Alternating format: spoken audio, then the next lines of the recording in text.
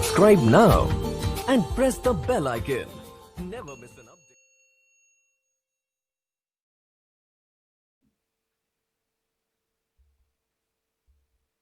दसवीं कक्षा के सुभाषितानी पाठ में आप सभी का स्वागत है। यहाँ जीवन की कठिनाइयों में मार्गदर्शन कराने वाली बहुमूल्य बातें बताई गई है।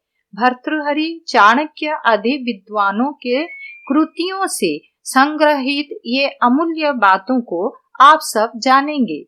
इस पाठ में परिश्रम का महत्व, क्रोध का दुष्प्रभाव, सभी वस्तुओं की उपादेयता, बुद्धि की विशेषता को बताया गया है, जिसे सम्यक रूप से समझकर परीक्षा में अंकार्जन करने के साथ साथ स्वजीवन सुंदर तथा सफल बनाएं। तो पढ़ते हैं सुभाषितानी।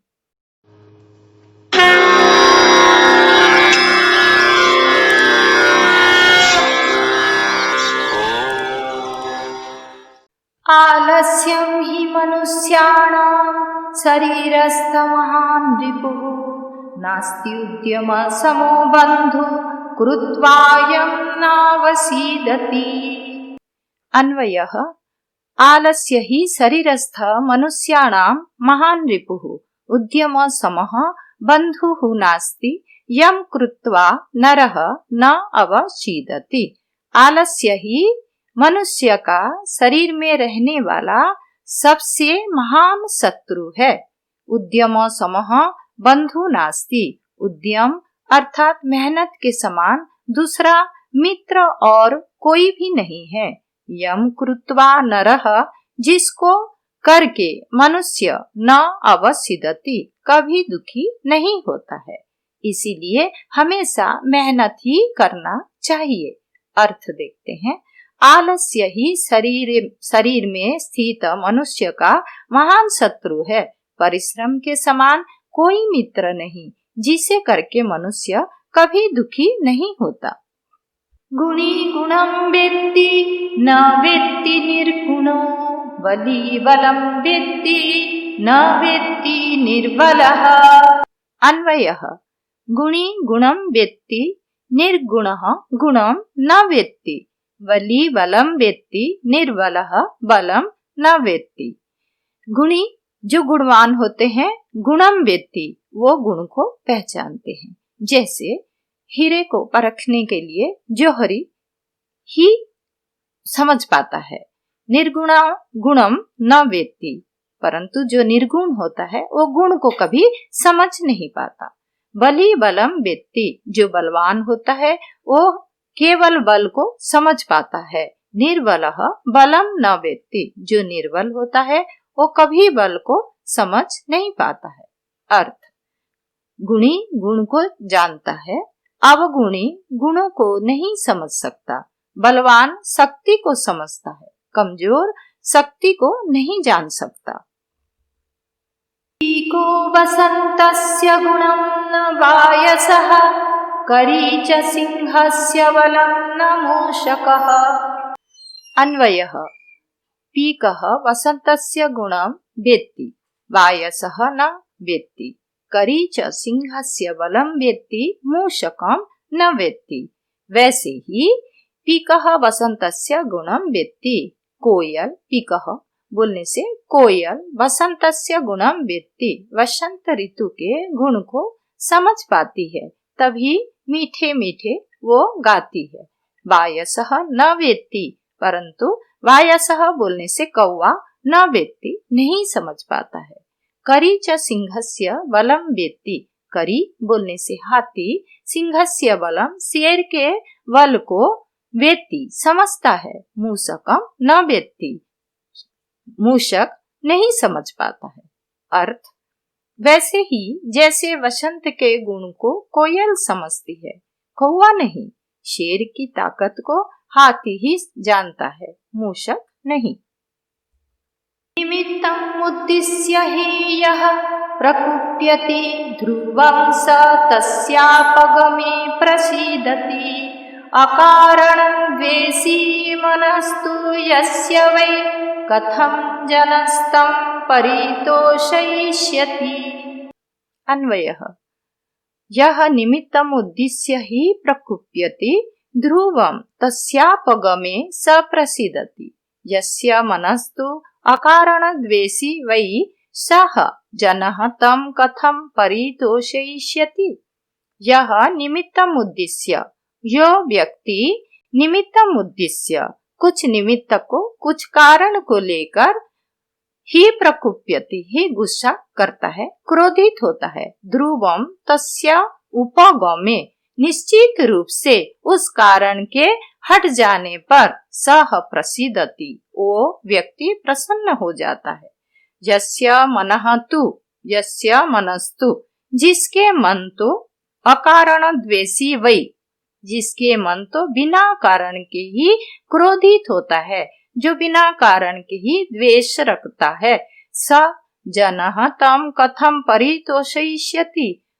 जनः तम लोग उसको कथम किस प्रकार परितोषयिष्यति संतुष्ट कर सकता है। अर्थात जो बिना कारण का क्रोध करता है वो कभी संतुष्ट नहीं हो पाता है।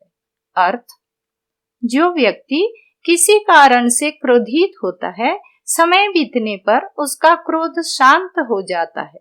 जो बिना कारण के क्रोधित होता है उसका मन कभी शांत नहीं होता। उदीरितो अर्थः पशूनामपि गृह्यते हयाश्च नागाश्च वहन्ति बोधितः अनुक्तम् अप्युहति पंडितो जनः परंगीत ज्ञान फला हि बुद्धयः। अन्वयः पशूनापि उदीरितो अर्थः गृह्यते हयाश्च नागाश्च बोधितः वहन्ति पंडितः जनः अनुक्तम् अपि ऊहति बुद्धयः हि परंगीत ज्ञान फलः। पशूनाम अपि पशु भी उदीरित अर्थः गृह्यते, पशुओं भी कहा गया उदीरित अर्थः कहा गया अर्थ को गृह्यते ग्रहण कर लेते हैं। उसी ऐसे ही ग्रहण करके हयाश्च नागाश्च हयः च नागः च, हयः बोलने से घोड़े, नागाश्च और हाथी बोधितः समझ कर ही वहन्ति भार को ढो लेते हैं वह लेते हैं। उसी प्रकार पंडितः जनः अनुक्तम अपि ऊहति, जो बुद्धिमान लोग होते हैं, जो पंडित जन होते हैं, वो बिना कहे ही किसी बात के भावना को समझ लेते हैं। इसी प्रकार बुद्धयः ही परंगीतः ज्ञान फलः, जो बुद्धिमान होते हैं वो संकेत मात्र से ही केवल इशारों से ही ज्ञान का फल को प्राप्त कर लेते हैं। अर्थ, पशु कहे शब्दों के अर्थ समझते हैं, घोड़े और हाथी भी कही बात समझकर बोझ ढोते हैं, पंडित लोग बिना कहे भी भावना समझ जाते हैं, बुद्धिमान तो संकेत मात्र से ज्ञान का फल प्राप्त कर लेते हैं।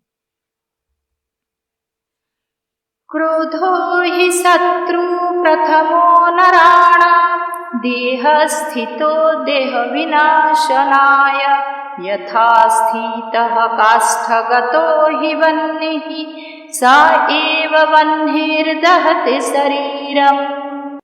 अन्वयः क्रोधी देह विनाशनाय देह स्थितः नराणां प्रथमः शत्रुः अस्ति यथा काष्ठगतः हि वह्निः स्थितः स एव वह्निः शरीरं दहते।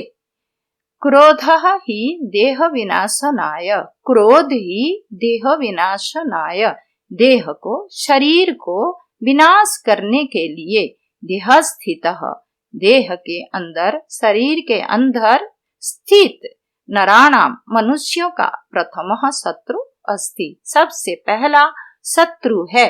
यथा जैसे काष्ठगतः हि वह्निः स्थितः, जैसे काष्ठ बोलने से लकड़ी के अंदर स्थित रहने वाला वह्निः आग, स एव वह्निः वही आग ही शरीरम दहते शरीर को दह डालती है, जला डालती है। अर्थ, क्रोध ही मनुष्य के शरीर का नाश के लिए शरीर में स्थित सबसे बड़ा शत्रु है। जैसे लकड़ी में स्थित आग ही शरीर को जला देती है।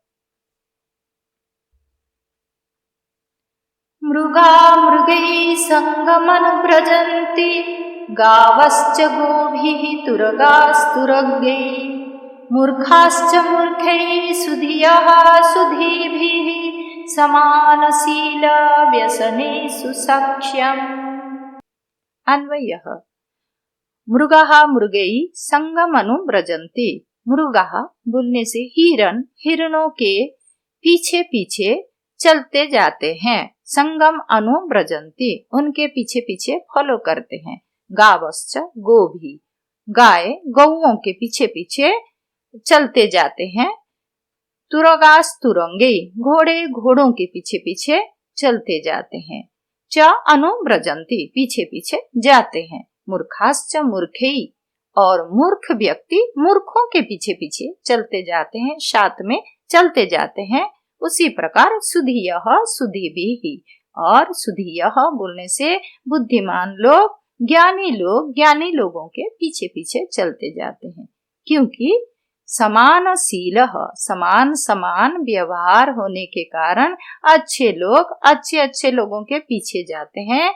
व्यसनेषु, बुरे व्यवहार वाले लोगों के पीछे पीछे चलते जाते हैं। अपने अपने आचरण के हिसाब से उनके दोस्ती हो जाती है।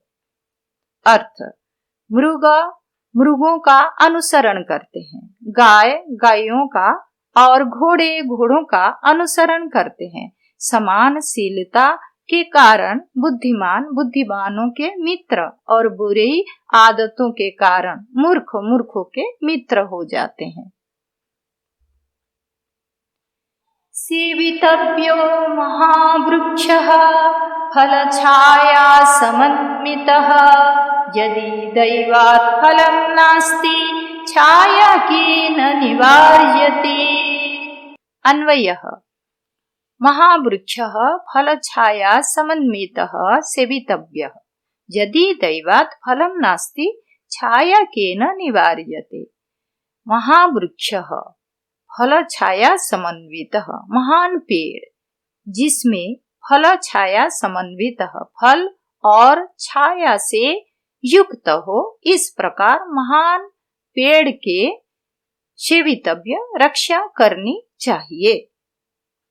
क्योंकि यदि दैवात् फलम नास्ति, अगर दुर्भाग्यवश उस पेड़ में फल ना आ पाया, फलम नास्ति छाया केन निवार्यते, उसके छाया को किसके द्वारा मना किया जा सकता है, अर्थात हमें छाया तो मिलेगी।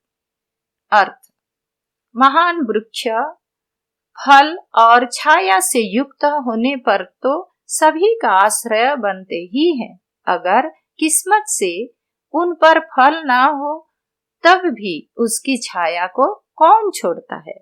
इसीलिए महान वृक्ष फल छाया से युक्त पेड़ की रक्षा करनी चाहिए। मंत्रम अक्षरम नास्ति नास्ति मूलमनौषधम्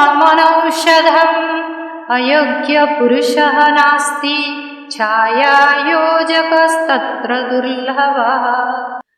अन्वयः, अक्षर अमन्त्रम नास्ति मूलमनौषधम् नास्ति अयोग्यः पुरुषः नास्ति तत्र छाया योजकः दुर्लभः अस्ति। कोई भी अक्षर आमंत्रित नहीं है, अमंत्र अर्थात अर्थहीन नहीं है। प्रत्येक अल्फाबेट्स सार्थक है। मूलम अनौषधम नास्ति, कोई भी जड़ी बूटी में बिना औषधीय का नहीं होता, हर जड़ी बूटी में औषधीय गुण अवश्य होता है। अयोग्य पुरुषः नास्ति, कोई भी मनुष्य अयोग्य नहीं होता है, उसके पास कोई कुछ न कुछ खासियत अवश्य होता है। तत्र छाया योजकः दुर्लभः अस्ति, केवल उस व्यक्ति उस वस्तुओं में जो गुण होता है उस गुण को समझने वाला दुर्लभ होता है। अर्थ, कोई भी अक्षर मंत्रहीन नहीं है, कोई जड़ भी औषधिहीन नहीं होती है, अयोग्य पुरुष कोई नहीं होता, उसे उसकी योग्यता से जुड़ने वाला दुर्लभ है। संपत्तौ च विपत्तौ च महतामेकरूपता, उदये सविता रक्तो रक्तश्चास्तमये तथा। अन्वयः, संपत्तौ च विपत्तौ च महताम् एकरूपता भवति, सविता उदये रक्तः अस्तमये च तथा रक्तः भवति। संपत्तौ च विपत्तौ च, संपत्ति में और विपत्ति में। संपत्ति अर्थात सही समय पर, विपत्ति अर्थात मुसीबत के समय पर। महताम, जो महत लोग होते हैं, जो महत जन होते हैं, जो महात्मा पुरुष होते हैं, उनका एक रूपता ही रहता है।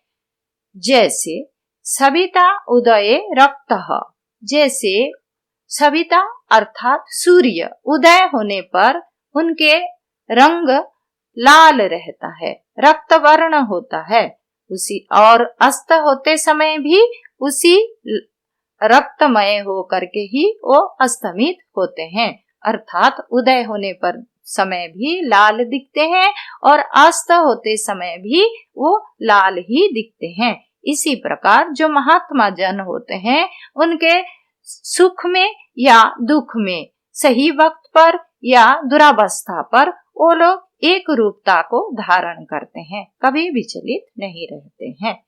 अर्थ, महात्मा लोग सुख और दुख में एक समान रहते हैं। जैसे उदय होता हुआ सूर्य और अस्त होता हुआ सूर्य दोनों वक्त लाल ही रहता है। विचित्रे खलु संसारे नास्ति किंचित् निरर्थकम्, अश्वश्चेत् धावने वीर भारस्य वहने खरः।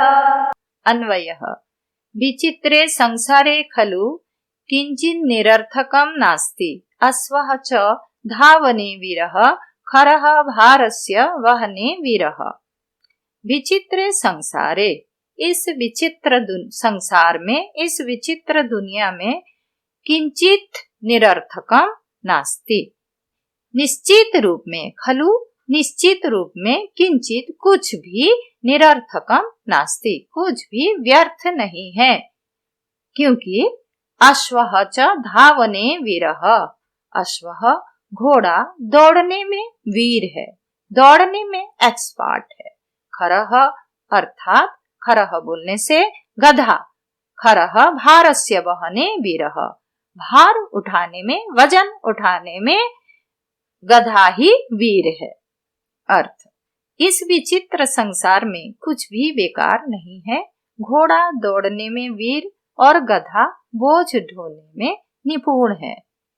अब हम पाठ के कुछ शब्द प्रत्यय देखेंगे। शब्द सेवितव्य और प्रत्यय में है सेव जोड़ तबियत प्रत्यय, कृत्वा क्रू जोड़ अक्त्वा प्रत्यय, बोधिताः बुध जोड़ अक्त प्रत्यय, स्थितः स्था जोड़ अक्त प्रत्यय, उदीरितः उत उपसर्ग जोड़ ई जोड़ अक्त प्रत्यय, उक्तम वच जोड़ अक्त प्रत्यय। अब पाठ्यगत संधिपद और विग्रह पद।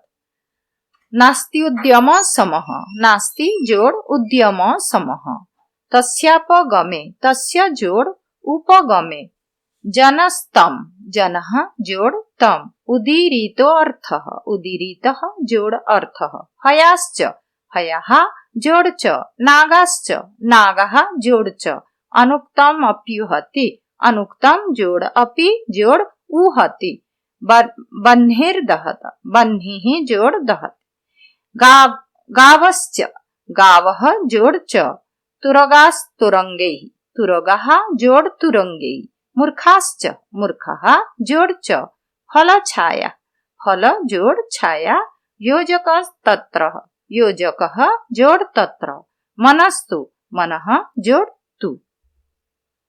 अब पाठ्यगत समासित पद और समास के नाम। शरीरस्थः शरीरे स्थितः इति उपपद तत्पुरुषः समास। निर्बलः बलस्य अभावः यस्मिन् सः बहुव्रीहि समास। यथा स्थितम् स्थितम् अनतिक्रम्य अव्ययी भाव समास। अनुक्तम् न उक्तम् नए तत्पुरुष समास। आमन्त्रम् न मन्त्रम् नए तत्पुरुष समास। अनौषधम् न औषधम् नए तत्पुरुष समास। तो बच्चे, ये था आपका पाठ सुभाषितानि। आशा करती हूँ कि सही रूप से आप सब समझ गए होंगे। इसी प्रकार अन्य पाठों को भी समझने के लिए चैनल को लाइक, शेयर, सब्सक्राइब और कमेंट करें। Subscribe now and press the bell icon. Never miss an